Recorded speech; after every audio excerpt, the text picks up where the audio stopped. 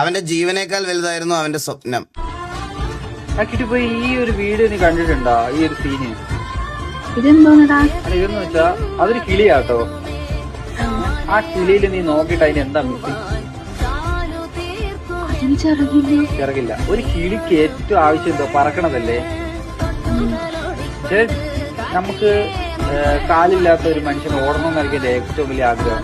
സാധാരണ എല്ലാവർക്കും പറ്റുള്ളൂ. അതുപോലെ ആ കിളി നോക്കുമ്പോൾ എല്ലാവരും പറക്കണം. പക്ഷെ അപ്പൊ ആ കിളിയുടെ ഏറ്റവും വലിയ ആഗ്രഹം പറക്കാനായിരിക്കും. സ്വാഭാവികമായിട്ട് അങ്ങനെ ആയിരിക്കാം.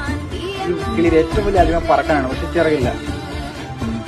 അതൊരു കിളിയോ അതെന്തോ ആവട്ടെ, പക്ഷെ അതിന് പറക്കണമെന്നാണ് ആഗ്രഹം.